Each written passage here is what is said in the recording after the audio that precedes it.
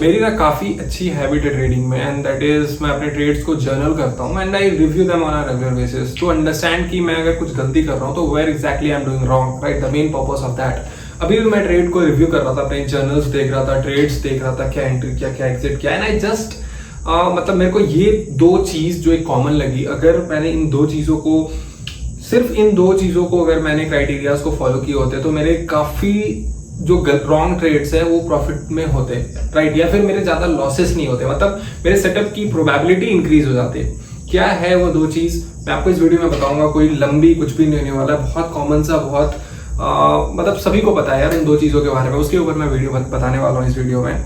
आप उनको अगर फॉलो करोगे, कोई भी आप सिस्टम यूज करो, कोई भी स्ट्रैटेजी यूज करो, उसका मैटर नहीं करता है। इट इज ऑल अबाउट कि अगर आप उस चीज को फॉलो करते हो तो इट विल हेल्प यू। नहीं हेल्प करता है, एक मंथ के लिए ट्राई करो, 50 ट्रेड्स पे उसको ट्राई करो, ट्रैक करो, अगर नहीं वर्क कर रहा है you can do whatever you want. अभी तक आपने सब कुछ अपना किया है, फॉलो इट फॉर 50 डेज, अगर नहीं वर्क करता है तो चेंज कर देना। किस चीज के बारे में मैं बात कर रहा हूँ, कोई भी सेटअप है आपका, कोई भी स्ट्रैटेजी है, किसी भी चीज में ट्रेड करते हो, मैं इक्विटी में ट्रेड करता हूँ तो I am talking to you assuming कि आप इक्विटी में ट्रेड करते हो। तो मैं ये आपको बताना चाहता हूँ दैट आप कोई भी ट्रेड्स लेते हो ना, whenever you look at any chart of any stocks and whatever your strategy might be, you have to keep one thing in your mind that where you are taking entry, that entry should be 20 SMA जो होता है, 20 simple moving average के आसपास होना चाहिए, या तो ऊपर या तो नीचे, राइट, उसके पास में होना चाहिए। दैट इसका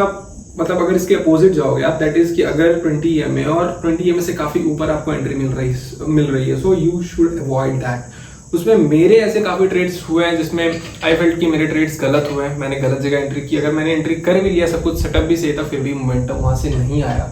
that is one of the thing जो मैं शेयर करने का सोच रहा हूँ। You have to keep SMA। आप जो भी एंट्री जहां पे भी लेते हो, just keep one thing in your mind that wherever you are taking entry, it should be nearby your 20 SMA.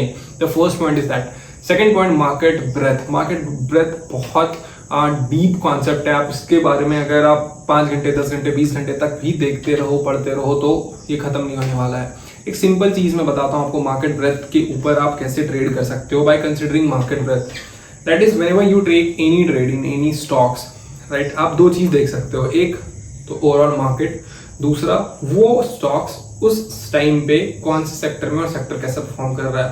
अब इसका बहुत सिंपलेस्ट वे क्या है, किस तरीके से आप देख सकते हो, दैट इज फर्स्ट वे आपको ये चीज कंसिडर करना चाहिए, जो भी आप ट्रेड ले रहे हो at that point of time overall market should be above 20 SMA, Nifty 50 should be above 20 SMA। It shows की मार्केट थोड़ा भी स्ट्रांग है, इट शोज की जो काफी स्टॉक्स हैं वो 20 SMA के ऊपर ट्रेड कर रहा है, right. And the second thing is जो भी सेक्टर में वो स्टॉक है वो सेक्टर भी 20 SMA से ऊपर ट्रेड करना चाहिए। This simple moving average thing, अगर आप दो जगह उसको यूज करते हो, एक निफ्टी में, एक उसके सेक्टर में, and the third thing was जो मैंने आपको बताया, दैट इज आप जो एंट्री लो वो 20 SMA के पास होना चाहिए। This 20 SMA rule can change your trading, trust me.